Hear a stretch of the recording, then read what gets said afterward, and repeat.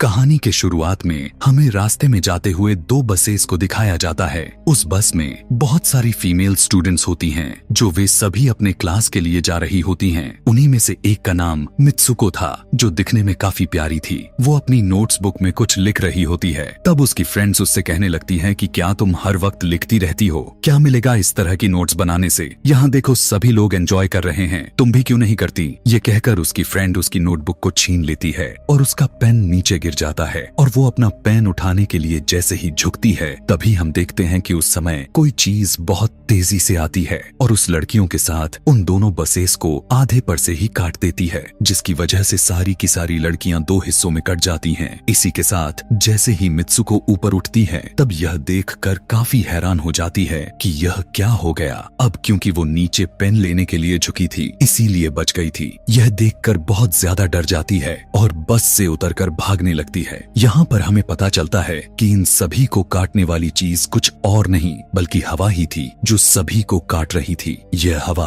अब मित्सुको के पीछे भी पड़ जाती है। यह देखते हुए मित्सुको चिल्लाते हुए काफी तेजी से भागने लगती है। भागते समय उसे आगे 4 लड़कियां और भी दिखाई देती हैं और वो उन्हें झुकने के लिए कहती हैं, लेकिन काफी देर हो चुकी थी। वो हवा उन्हें भी आधे पर से काट कर चली जाती है। लेकिन उनमें से मित्सुको एक लड़की को बचा लिया था कि तभी इन्हें कुछ साइकिलिंग करते हुए लड़कियां नजर आती हैं, जो कहीं पर जा रही थीं। उन्हें भी ये बचाने की कोशिश करती हैं, लेकिन वो हवा उनके साथ भी वही करता है जो अभी इनके दोस्तों के साथ हुआ। और इसी दौरान वो लड़की भी मारी जाती है, जिसे अभी उस अदृश्य चीज से बचाया था। अब वो यह देखकर काफी डर जाती है और वो इधर उधर भागने लगती है। आगे हम देखते हैं कि मित्सुको जब एक नदी के पास जाती है, तो वो यह देखकर हैरान हो जाती है कि उस नदी में भी पहले से बहुत सारी डेड बॉडीज पड़े हुए थे, जिसने हवा ने यानी उस अदृश्य चीज ने काट दिया था। वहाँ से वो एक डेड बॉडी के कपड़े लेकर चेंज कर लेती है। अगले सीन में हम देखते हैं कि मित्सुको चलते चलते एक स्कूल में पहुंच चुकी है, जहाँ पर और भी बहुत सारी फीमेल स्टूडेंट्स थीं।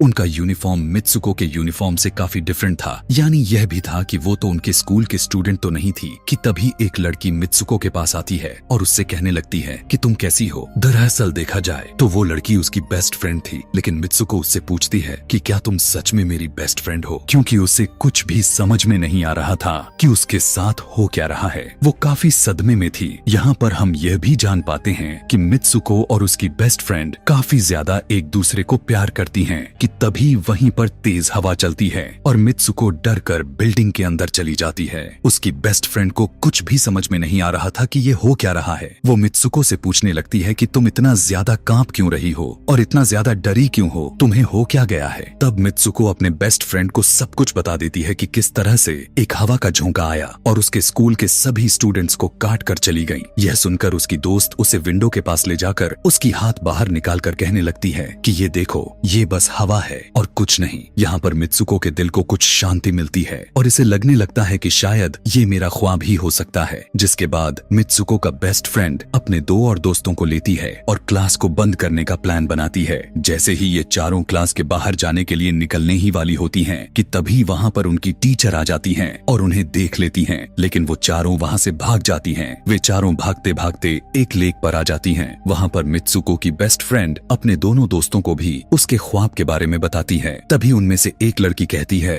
कि हो सकता है कि यह सच हो, जैसे मिरर वर्ल्ड होती है जहाँ पर इस दुनिया से ऑपोजिट यानी उल्टा होता है। यह कहकर वो तालाब में एक पत्थर फेंक कर कहने लगती है कि देखो, यहाँ पर मैंने तो पत्थर फेंका है, लेकिन हो सकता है कि दूसरी दुनिया में मैंने ऐसा ना किया हो। कि तभी अचानक से उस तालाब में से एक क्रोकोडाइल निकल कर आता है, उसमें से एक लड़की को खा जाता है। फिर वो लड़की कहने लगती है कि देखो, मैंने कहा था ना, जो इस दुनिया में होता है वो उस दुनिया में बिल्कुल भी नहीं होता, और जो उस दुनिया में हो रहा है वो इस दुनिया में नहीं हो सकता। तो इसको भी उसी दुनिया में मगरमच्छ ने खाया है। और यहाँ पर ये देखो, ये तो बिल्कुल सेफ है। उसी लेक के पास एक बिस्तर यानी एक बेड नजर आता है। ये चारों उस बेड से तकिए को उठाकर खेलने लगती हैं कि तभी हम देखते हैं दूर से 2 लड़कियां इन्हें देख रही थीं। उन दोनों लड़कियों में से एक ब्राइडल बनी हुई थी, क्योंकि ये दोनों लड़कियां आपस में एक दूसरे से शादी कर ली थीं। जिसके बाद उनमें से एक फ्रेंड बताती है कि हमें कुछ ऐसा करना होगा जो उस दुनिया में इम्पॉसिबल हो, क्योंकि हमारे किस्मत तो पहले से लिखी जा चुकी है, लेकिन हम इसे बदल भी सकते हैं। जिसके बाद ये सभी लड़कियां अपने स्कूल में वापस आती हैं और नेक्स्ट लेक्चर लेने के लिए क्लास में चली जाती हैं कि तभी मित्सुको देखती है उसके पास एक तकिया पड़ा हुआ है। अब जैसे ही वो इस तकिए को उठाने के लिए नीचे झुकती है कि तभी उसकी टीचर पूरे क्लास में गन से फायर करने लगती है और जैसे ही मित्सुको उस तकिए को उठाकर ऊपर देखती है तो उसके क्लास के सभी लड़कियां मारी जा चुकी होती हैं और यहाँ पर एक बार फिर वो बच जाती है जैसे पिछली बार अपने ड्रीम्स में बच गई थी। मित्सुको की टीचर उसके पास आकर कहती है कि तुम्हारी हिम्मत कैसे हो गई, इस क्लास को बंद करने की, तुम्हारा भी मरना तय है। कि तभी उसी वक्त दो लड़कियां और आ जाती हैं और मित्सुको को बचाकर वहाँ से भागने की कोशिश करती हैं, लेकिन एक दूसरी टीचर वहाँ पर आकर उन दोनों लड़कियों को मौत के घाट उतार देती है। अब जितने भी स्टूडेंट्स की जान बच गई थी, मित्सुको उनके साथ बाहर भागने लगती हैं, लेकिन स्कूल की सभी टीचर्स उन सभी लड़कियों पर फायरिंग करने लग जाती हैं। अब यहाँ पर फायरिंग के दौरान सभी लड़कियां जैसे ही वहाँ से बाहर आती हैं, तो यहाँ पर हवा उन्हें काट देती है। यहाँ पर अब मित्सुको यहाँ पर एक बार फिर से अकेली रह जाती है और वो वहाँ से भागकर क्राउड एरिया से होता हुआ पुलिस स्टेशन में जाती है। वो वहाँ पर सब कुछ बताने लगती है। उसकी यह बात सुनने के बाद पुलिस वाली लड़की उससे कहती है कि लेकिन तुमने स्कूल वाली कपड़े तो नहीं पहने हुए हैं। और जब वो उसके सामने एक मिरर को रखती है तब मित्सुको उस मिरर में देखती है कि वो तो एकदम से बदल गई होती है और लोग उसे मित्सुको के नाम से नहीं बल्कि उसे किसी और नाम से बुला रहे थे। यहाँ पर हमें पता चलता है कि उसकी शादी होने वाली थी। तब वही पुलिस ऑफिसर उसे उसकी शादी के लिए लेकर जाती है। यह देखकर आसपास के लोग उसे कॉन्ग्रेचुलेशंस दे रहे थे। अब जैसे ही वे सभी उसे लेकर चर्च पहुंचते हैं तो मित्सुको को बेस्ट फ्रेंड भी वहीं पर मौजूद होती है। मित्सुको उससे पूछने लगती है कि यह सब मेरे साथ क्या हो रहा है। तब उसकी दोस्त उससे कहती है कि अभी खामोश रहो, हम अभी किसी के कंट्रोल में हैं, बस जैसा मैं कहूँ तो तुम वैसा ही करो। और यह कहते हुए वो उसका वेडिंग ड्रेस पहनाती है और उसे वहाँ जाने के लिए कहती है। अब जैसे ही वो अपनी मैरिज सेरेमनी के लिए आगे बढ़ती है तो वहाँ की सभी लड़कियाँ उसका मजाक उड़ाने लगती हैं। यह देखकर उसकी बेस्ट फ्रेंड एक एक करके सभी को मारना शुरू कर देती है। जिसके बाद जैसे ही मित्सुको आगे बढ़ती है तो उसके ग्रूम की जगह एक ताबूत खड़ा हुआ नजर आता है। उस ताबूत को खोले जाने पर एक बड़ा पिग बाहर निकल कर आता है। मित्सुको उसे देखकर काफी ज्यादा डरने लगती है और एक टूटी हुई बोतल से उस पर अटैक कर देती है। जिसके बाद मित्सुको और उसकी बेस्ट फ्रेंड चर्च से भागते हुए बाहर आ जाती हैं। यहाँ गेट पर भी दो लड़कियां इन्हें रोकने की कोशिश करती हैं, लेकिन मित्सुको की बेस्ट फ्रेंड इन्हें मारकर वहाँ से भाग जाते हैं। उधर मित्सुको दूसरी तरफ भाग रही थी क्योंकि अब उसे लगने लगा था कि उसके साथ कुछ ज्यादा ही गलत हो रहा है। आगे जाने पर एक और मिरर में खुद को देखती है तो वो एक बार फिर से खुद को बदला हुआ पाती है। अब जिस जगह पर मित्सुको थी वहीं पर रेस हो रही थी कि तभी उसके पास कुछ लड़कियां आकर उससे कहने लगती हैं कि तुम तो बहुत अच्छी रेसर हो, खड़ी क्यों हो, भाग क्यों नहीं रही। और जब वो भागना स्टार्ट करती है तब वो खुद में काफी एनर्जी फील करने लगती है। जिसके बाद मित्सुको रेस जीतने की पूरी कोशिश करने लगती है। भागते समय उसे अपने डेड फ्रेंड्स भी नजर आती हैं जो कुछ वक्त पहले उसके स्कूल में मारी जा चुकी थीं। कि तभी उसी वक्त उसकी बेस्ट फ्रेंड भी आ जाती है। तभी ये दोनों नोटिस करती हैं कि वही पिग और वो औरतें जिन्होंने इनको चर्च में रोक रही थीं, वो सभी इन्हीं के तरफ आ रही थीं।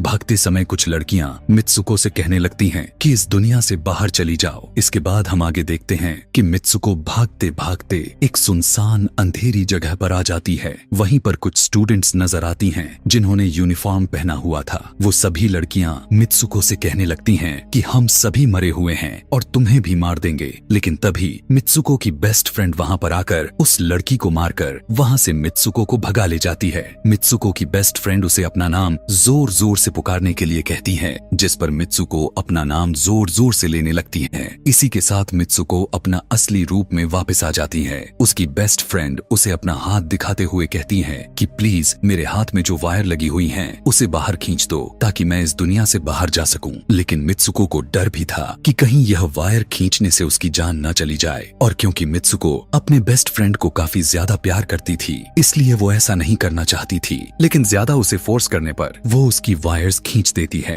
वायर खींचते ही उसकी बेस्ट फ्रेंड की बॉडी दो हिस्सों में बट जाती है और तभी उसी वक्त उसे एक गेट नजर आती है। उस दरवाजे से बाहर आने पर वो देखती है कि अब वो आदमियों की दुनिया में आ चुकी है। वहीं पर उसके पोस्टर्स भी लगे हुए थे। जिस पोस्टर को कुछ लड़के देख रहे थे तभी एक लड़का मित्सुको के पास आकर कहता है कि तुम फ्यूचर में हो। इस बात को सुनते ही वो बेहोश हो जाती है। कुछ टाइम के बाद जब उसे होश आता है तब वो आगे बढ़ती है। तब वो देखती है कि एक बूढ़ा आदमी गेम खेल रहा होता है और उसी गेम में मित्सुको वही कैरेक्टर नजर आती है जो अभी बनी हुई है। मित्सुको को देखते ही बूढ़ा आदमी कहने लगता है कि मैंने ही इस गेम को बनाया है और मैं ही हूँ जो तुम लोगों को कंट्रोल कर रहा हूँ। तुम तो बहुत पहले मारी जा चुकी थी, लेकिन मैंने तुम्हारा डीएनए लेकर तुम्हें फिर से बनाया। मित्सुको को जब यह बात सुनकर उसे पता चल जाता है कि यह एक गेम है तो उसे लगता है कि शायद मैं अभी भी अपने दुनिया में जा सकती हूँ कि तभी उसी समय एक आदमी आता है और मित्सुको को अपने पास बुलाने लगता है। तब वो बूढ़ा आदमी मित्सुको से उसकी आखिरी लेवल को कंप्लीट करने के लिए कहता है। वो आगे बढ़ने लगती है कि तभी मित्सुको को अपने दोस्त की कही हुई बात याद आ जाती है कि अगर हम इस दुनिया में कुछ ऐसा करेंगे जो दूसरी दुनिया में इम्पॉसिबल हो तो तुम इस गेम से बाहर आ जाओगी। और इसी के साथ वो इस आदमी का गला दबा देती है और कहने लगती है बस करो हमारे साथ खेलना। यह कहकर मित्सुको उस बूढ़े आदमी की छड़ी को उठाकर अपने पेट में घुसा देती है, जिस वजह से उसकी मौत हो जाती है। और यहाँ पर हम देखते हैं कि बूढ़ा आदमी यह सोच भी नहीं सकता था कि मित्सुको ऐसा कुछ कर सकती थी और इसी के साथ उसकी डेस्टिनी पूरी तरह से चेंज हो जाती है। वो इस दुनिया में यानी गेम में तो मर चुकी थी, लेकिन असली दुनिया में वो अभी भी जिंदा थी। आगे हमें ये भी दिखाया जाता है कि मित्सुको के बाकी के कैरेक्टर्स भी किसी न किसी वजह से अपने आप को मार लेते हैं और अब वे सभी गेम का पार्ट नहीं थे। अगले सीन में हमें मित्सुको को बर्फीले जगह पर लेटा हुआ दिखाया जाता है और अब वो अपने रियल वर्ल्ड में आ चुकी थी। और इसी के साथ यह दिमाग घुमा देने वाली कहानी यहीं पर खत्म हो जाती है। आगे और भी ऐसे ही एक्सप्लेनेशन मूवीज देखने के लिए कमेंट में नेक्स्ट लिखना ना भूलें। Thanks for watching.